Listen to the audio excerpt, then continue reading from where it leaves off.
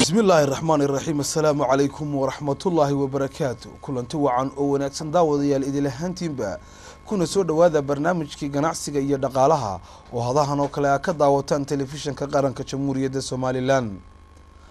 daawadayaal barnaamijkeena ganacsiga ee toddobaadkani ayaanu ku soo qaadan doonaa haweenka iyo kaalinta ay kaga jiraan ganacsiga Soomaaliland waxaanu ugu horeynba barnaamijkeena qaybta koowaad ku daafuri doonaa mid kamid ah haweenweynaha Soomaaliland oo iyadu ka ganacsata sabaayada oo ah cuntooyinka Soomaalidu berigii hore ay u qaadan jireen sahayda marka ay safrayaan iyada oo aan isbedelin isla mar ahaantaasina qofku uu isticmaali karo muddo aad u badan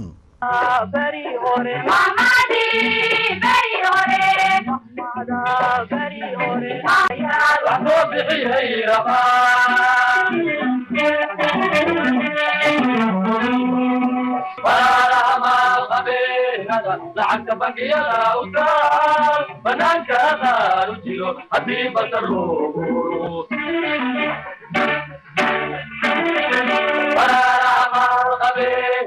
لعك بقية الأوتار بنانك أغار وجيلو حبيبة الروح يا قوم كلا بغي وحضر وغني وحضر بغي لسان فضايا وشوت شبك دوري مبانو سخان سيسفر بقعان غنطا نهارو بريورو وغوك سمينارو كما ويتو بارين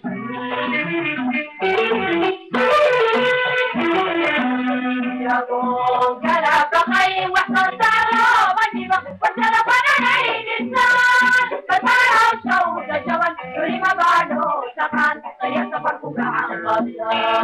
نهارو بريورو وغوك سمينارو كما ويتو بارين marka laga hadlayo arrimaha ganacsiga waxa uu kala baxaa dhowr qaybood oo kala duwan sida ay sheegaan dadka aqoonta u leh ganacsiga iyo noocyadiisa kala duwan waxaana jirta heer laga bilaabo ganacsiga iyo shuruudo uu leeyahay oo saldhig u ah marka ganacsi la doonayo in la abuuro dad badan oo reer Soomaaliland ayaa ganacsiga heer sare ka gaadhay halka qaarkoodna ay dadaalkooda ganacsi uu marayo meel dhexe iyadoo oo geesta kalena ay jiraan muwaadiniin goobo ganacsi ka bilaabay meel aad u hooseysa iyadoo geesta kalena ay jiraan muwaadiniin goobo ganacsi bilaaba oo higsanaya heerka muwaadiniinta ganacsiga dalku ay gaadheen in ay marun gaadhaan higsiga himilada haddii aad la timaado oo uu weheliyo dadaal tacab qalbi wanaag iyo niyad wanaagsan oo aad la timaado waa suurtagal in aad gaadho ama se aad dhaafto halka ugu sarreysa ganacsiga ee aad higsanayso run ahaantiina dad badan oo meel aad u hooseysa ganacsiga ka bilaabay ayaa meel oo durugsan ka gaadhay kana midhadhaliyey arrintaasi Maryam Faarax Axmed waa mid ka mid ah haweenka waxa ay magaalada Hargeysa ku leedahay goob ganacsi oo sabaayada lagu dubo taasi oo nolosheedu uu ku xidhnaa muddooyinkii ugu dambeeyay kalsooni weyn ku qabta qadarka sabaayada ay dul fadhido Maxamed Ciise oo ah soo saaraha barnaamijka ganacsiga iyo dhaqaalaha ee TV-ga qaranka ayaa haweeneydaasi kala sheekaystay arrimahaasi sidii ay ku bilowday iyo heerka ay damacsan tahay in ay ka gaadho marinay muddo intee la go'day ganacsiga caynka hadda waxa weeyay ilaa 4 bilood beelaha 4 bilood marka 4 bilood halkeena ma iska ganacsanayo de ku iibsanay inta yar sabaayada ma markii ugu hore ganacsiga ugu hore ha waa kii ugu hormay kii ugu horreeyay markaas sidee ku ugu dhalatay inaad fikirka cayn kara samayso ganacsiga cayn kara abuurto dee fikirka wuxuu ugu dhalatay soo qofba meel kama qabto oo qofba meel kama bilaabo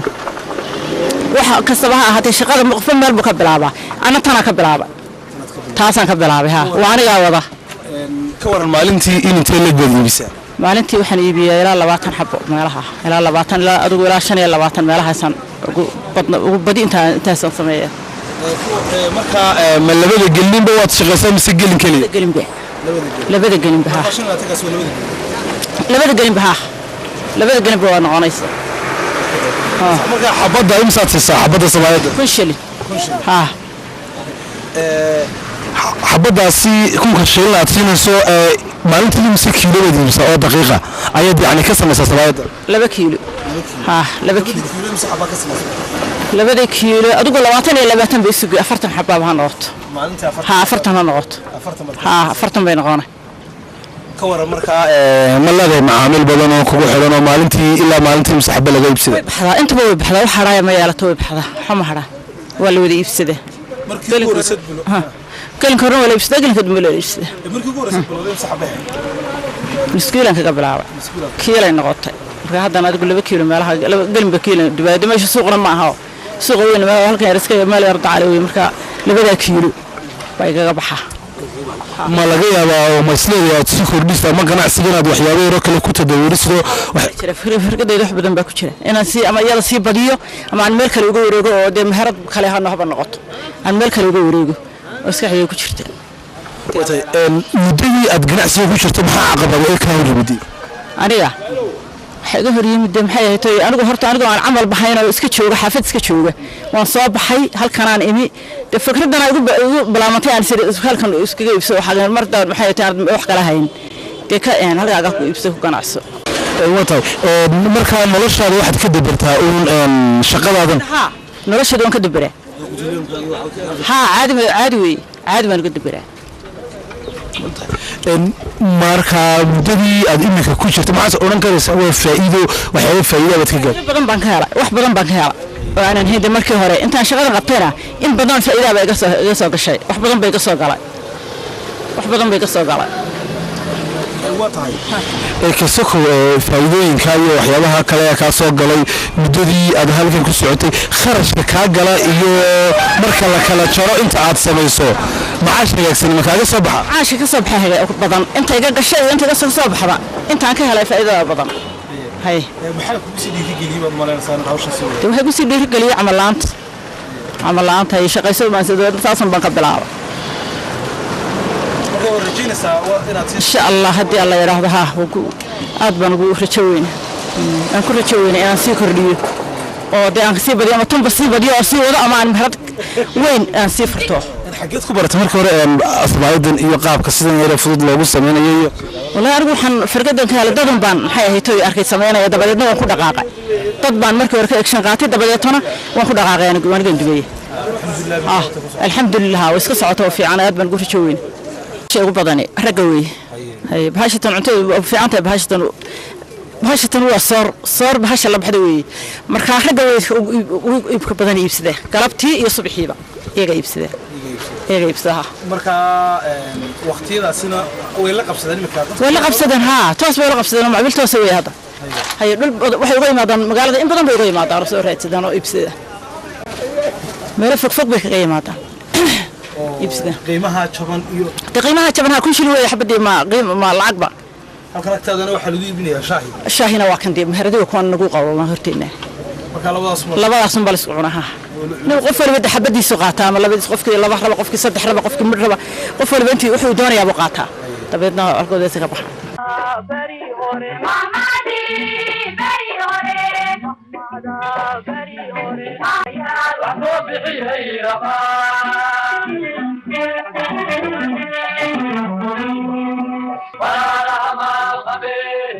لعك بقي الأوتار بنانك دار جيلو حبيب الروح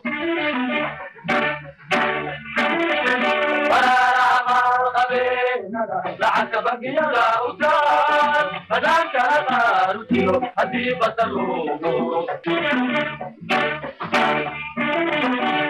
يا قوم على بقي وحدك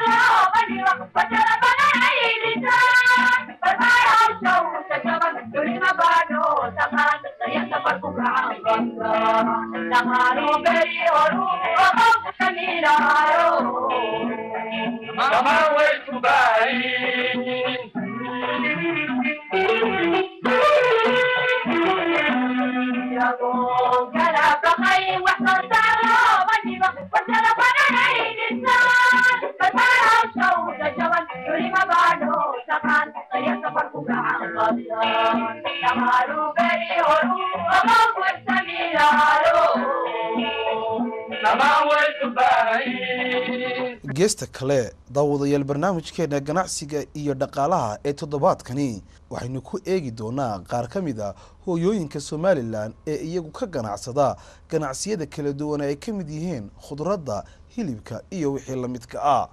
waa kuwan iyaga oo ka hadlaya sida ay noloshooda uga dabaraan iyo heerka ganacsigooda. kaalinta dumarka ganacsatada ay ku keeni karaan waa kaalin aad u mug weyn. saan qabana wadanka xoogiisa dumarba iska leh hayana ganacsigoodana wadankuba gabi ahaanba ku dhisay baynu oran karnaa. waayo dhammaan dumarka dhulka jooga waana hooyo waana aabo. marka waxay la tahay dumarku inay kaalin xoog leh ganacsiga ka qaataan kana qaadan doonaan horin marin karayaan. dumarka wadanka jooga si u dhan yihiin markaan kule waa hooyo ilmihiisa dhashay waana aabo hawsha aabo qaban lahaa iyaga haya ama ilmo iskuul hala geeyo ama ha laga bixiyo ama ha lagu daro ama ha la dariyo dhammaanba saasi hooyaaba dumarku noqdeen isagoo nool iyo isagoo dhintay. ganacsigayga horta kulkii aan bilaabay khudradda uma ka bilaabay haddii aan ka bilaabayna lacag badan kumaan bilaabin qof aan hore u shaqaysano weligeed shaqaysano waan ahaa markiiba iigu horreysay inaan shaqeeyo waaye waxaan ka bilaabay gabiga $100 ayaa ka bilaabay iska daabaa la yiri shaqo haddaanad garanayn may baan idhi waan ka jiba keenay inaan soo shaqeeyo waaye $100 maasha Allah maanta halkaas u maraya alxamdulilah rabbilcaalamiin maanta halkan meheradayda waad arkaysaa way fiican tahay guryo waan ka dhistay inama jaamacad waan kaga saaray dadka masaakiinta waan quudiyaa ehelkayga waxbaan ka siiyaa wixii baahi layla yimaad waan bixiyaa alxamdulilah rabbilcaalamiin xashka waa ka tegey saad u ogtahay bas in dalka ugu soo noqonay ragga deenin dawladda ku jiro oo maaragtay de ama ehelgeeyo sageer farad uu dhuuban mooyaane kulli waad aragtaa imika raggeenu ama intaynu soo galay dalka intii kortay ha noqotay ama intii joogtay baa noqotay kulli raggeenu imika aad uma shaqeeyo moogti xagga shaqaale imika dumarka ayaa shaqeeya kolkaa isaga oo jooga ayaan haddana anugu shaqo tegey dee isagu markaa soo wada saari kari waayey dhaqaalihii reerka soo saari kari waayey ayaa shaqo tegeen. bismillahi raxmaan raxiim waxaan bilaabay 2010 asaabtan wax kala maahay waa nolosha ugu dabaqa uun marka ilaa 2010 ilaa waqtigan xaadirkan joogno waan iibinay waana ganacsi oo faa'iido qasaare buu leeyahay labadaba wuu leeyahay oo xeer ganacsiga caynkaas ka waxad dhibo culus oo mushkilad adag oo ka sheegana ma jirto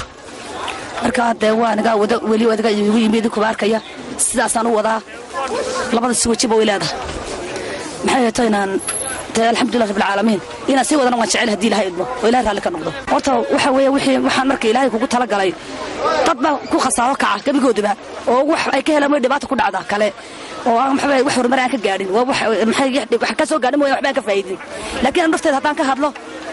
de nolosheedu ku wanaagsan tahay wax horumar kale weli kama sameeynin laakiin nolosheedu ku fiican tahay ku wanaagsan tahay wax laakiin horumar kale ka sameeyay ma taa uga talaabsay uga gudbay ma jirto weli insha Allah hadii ilaahay idmo. marka ugu horeysan waxa nuur raabi cali waxaan bilaabay 16 sanadood baan iibinay marka alxamdulilah rabbil caalamiin markii hore waxaan ku bilaabay wax yar oo caano yaraan marka si caano badan baan iibiyay alxamdulilah dad baa sida meheradaan siiya dumar baan ka iibiyaa alxamdulilah aad baan u wanaagsan. ganacsiga hilibka adigu ilaa 20 sanadood hore dabaxdaan ka shaqaysanaa marka wax bariiska dhabsiisan ma laha qaar baa ku daymaysanoo wax waaweyn oo yabuuran ma laha laakiin de meheradeenna noqoto wanaga wadno baan ku biilnaa balaa kama naanare 20 sano qalay neef saddex neef baan qalay laba neef iyo wax baan qalaa wallaahi way barigoor xoolo iska faa'iido lahaayeen laakiin markay faa'iido saasar ma laho waskar qaadiyeen dawr marka hooyo bay naga yaraadeen marka oo iska qaadi marka xoolo marka faa'iido marka deydin mooyee wala wax laga faa'iido laakiin barigoor waan iska ladnayno daacad wana isto ku karsada caruurta laakiin marka iska hay marka ciyaarku iska istiqaal iskuulkeeda ku jira wax bay barata laakiin wali haddana wax sigaysto bari ma laha gacanta waxaan bilaabay in badan wallaah dhowr ilaa 10 sano ما والله waxaan ugu kalifay dambe noo geysay imakadana deyn baan lagu leeyahay waliba kuwan yarin baan lagu leeyahay kaan wadnay imaka ilaahay naga bixin karo ma jaamacadana inay gaadhine aqriyada jingadan ka gala bariiskana waan ka cunaa deyn ma lagu jira ilaahay ma bilaad ma caawin xilligaana ma wax caawiyo ma arag gabagabadii maxay tahay fariinta uu dirayo barnaamijka ganacsiga iyo dhaqaalaha ee telefishinka qaranku waxa weeye inay maxay tahay iska daayaan tahliibaha inay iska daayaan maxay tahay fikirka inay iska daayaan maxay ahayd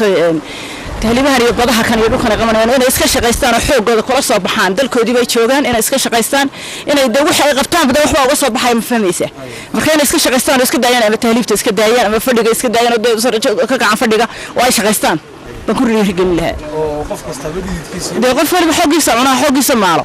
wax ka wanaagsan ma jiraan baan walaah ها أنت بريتم الهيد ده قف بري الهيد وشحاد الهيد إن تكبح شقيستي تستسوي نكسن وديالintaasina waxay noogu eeg barnaamijkeeni ganacsiga iyo dhaqaalaha intii barnaamijkeeni mid la mid ah ku kulmi doono waa anigo maxamed ciise adana cabdiraxmaan muuse axmed muuse iyo waliba cali sharaf loo idinkaga tagayna waqtigu ha idin wacnaado